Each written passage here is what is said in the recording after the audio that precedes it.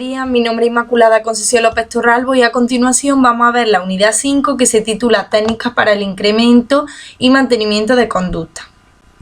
Pues bien, en primer lugar vamos a ver la delimitación conceptual de las técnicas operantes. Las técnicas operantes pues empezaron a utilizarse dentro de la modificación de conducta, especialmente en ámbitos como la educación especial, la educación infantil y en la regulación de las interacciones sociales. Sus orígenes pues se sitúan a finales del siglo pasado con los trabajos sobre el aprendizaje animal de Thorndike. Sus experimentos más conocidos pues son los llevados a cabo pues con gatos en cajas problema y que le permitieron llegar a formular la ley del efecto. La ley del efecto afirma que aquellas conductas que sean seguidas de una consecuencia positiva tendrán mayor probabilidad de reaparecer. Y las cajas problemas pues fueron el antecedente de las famosas cajas de Skinner, que este psicólogo conductista empleó para las investigaciones del condicionamiento operante. Skinner pues distinguió entre el condicionamiento pavloviano y respondiente y condicionamiento operante, que es como él denominó el aprendizaje instrumental.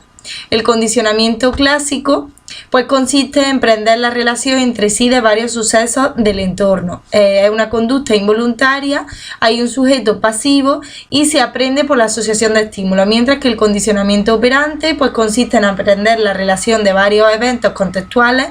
La conducta es mucho más espontánea, el sujeto es activo, lo contrario que la anterior, y se aprende por la consecuencia que origina la conducta.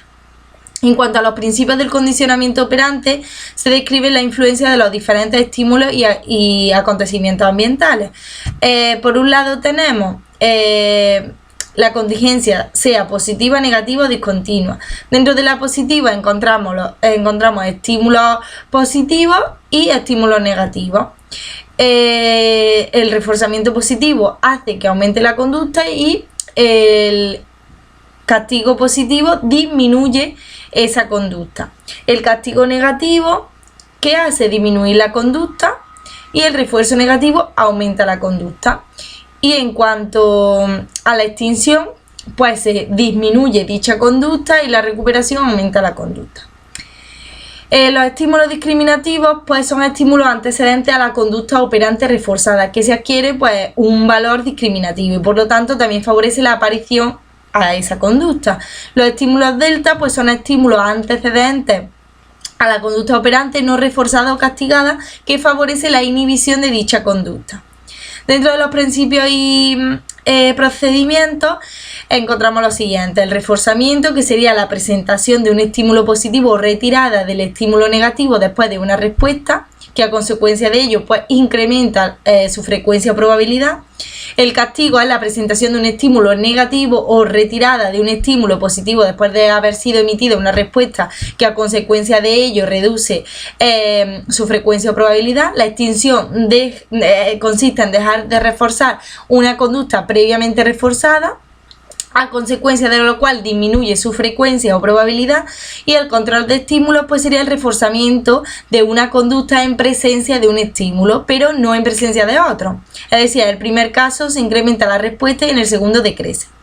En cuanto a las diferencias conceptuales entre el esfuerzo, reforzamiento y reforzador, encontramos que el refuerzo es un proceso de aprendizaje relacionado con el aumento de la probabilidad de la conducta por su asociación con un cambio estimular tras su emisión. Se considera un proceso único porque en todos los casos aumenta la probabilidad de la conducta. El reforzamiento sería el procedimiento mediante el cual las consecuencias producen el aprendizaje y pueden ser de dos formas: por un lado introduciendo el estímulo placentero y por otro lado retirando el estímulo aversivo. En cuanto al reforzador, pues es un estímulo concreto, ya sea tangible, simbólico, que se utiliza para que se produzca el reforzamiento, tanto positivo como negativo. El reforzamiento positivo pues está formado por la delimitación conceptual, que el reforzamiento positivo pues es un incremento de la conducta ante la presentación de un estímulo agradable. Por otro lado, encontramos que el programa de reforzamiento puede ser continuo o intermitente. Continuo si implica reforzar la conducta siempre que aparezca, y intermitente es cuando no se refuerzan todas las conductas objeto emitidas. Es decir, se sigue aplicando el reforzamiento de manera contingente a la realización de la conducta, pero no en todas las ocasiones, y tiene unos efectos más duraderos. En cuanto al reforzamiento intermitente, pues puede llevarse a cabo mediante el programa de razón, es decir, programas de razón pueden ser fija o variable. El fijo, pues el reforzador se obtiene de forma contingente, mientras que la razón variable, pues el número de veces de la realización de la conducta puede variar alrededor de un promedio de un reforzamiento a otro. En los programas de intervalo, pues tenemos que existe el programa de intervalo fijo o el variable. El fijo es un espacio que está claramente establecido, mientras que el variable pues se aplica según un intervalo medio. Tipo de reforzadores positivos: encontramos reforzadores primarios o condicionados, los reforzadores secundarios o condicionados, o reforzador generalizado. En cuanto a los tipos de reforzadores positivos, pues según su naturaleza pueden ser reforzadores tangibles, reforzadores sociales, como muestra de atención, aprobación, reconocimiento, o el proceso de reforzamiento que se base más en reforzadores intrínsecos o extrínsecos. También tenemos, según el administrador de reforzamiento, pueden ser externos o autorreforzadores. Según el receptor del reforzamiento, pueden ser directos o vicarios, y según su programación, sean naturales o artificiales. En cuanto al reforzamiento negativo, pues es un incremento de la frecuencia de una respuesta por la terminación o retirada de un estímulo adversivo. Por ejemplo, si un niño no quiere irse a dormir, los padres le dicen que si se va inmediatamente a dormir, pues al día siguiente no tiene que hacer la cama, por ejemplo.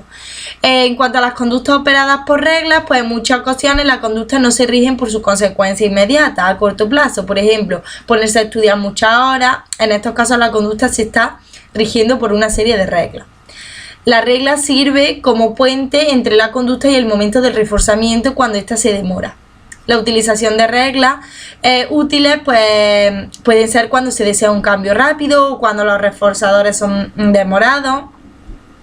En cuanto a la aplicación al contexto escolar, pues es adecuado fomentar una educación basada en el reforzamiento y no en el castigo. Se debe emplear el refuerzo positivo acompañado de la extinción y utilización a ser posible escasa de castigo, únicamente pues cuando la actuación con el niño es lo suficientemente grave o desajustada.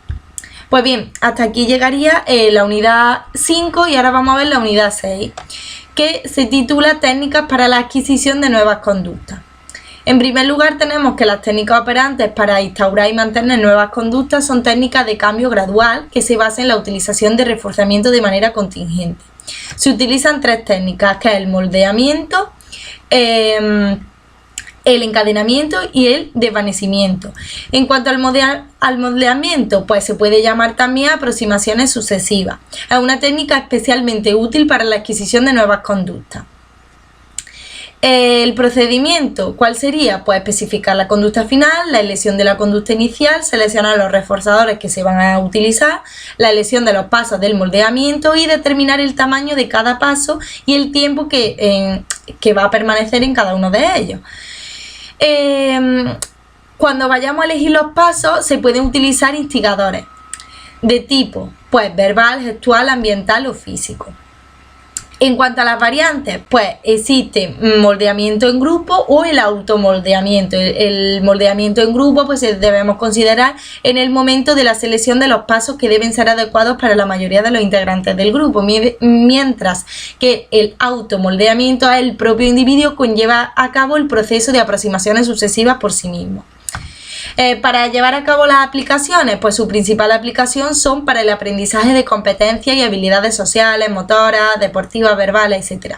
Se aplica generalmente en educación especial, principalmente pues en niños con TEA, o sea, niños con autismo o discapacidad intelectual, para trabajar el habla y las pautas motoras. Y la duración del efecto de la técnica es larga. En cuanto al encadenamiento, pues las conductas complejas pueden descomponerse en otras más sencillas que siguen un orden y forman una cadena. El encadenamiento es la unión de conductas elementales en una pauta conductual más amplia y compleja. Por ejemplo, actividades de autocuidado como lavarse las manos, y deben seguir por una serie de pasos. El procedimiento, pues el primer paso es descomponer la conducta compleja en sus eslabones más sencillos. Payota Cori elaboraron un programa de encadenamiento para enseñar a una mujer con discapacidad intelectual severa la tarea de montar paquetes de café.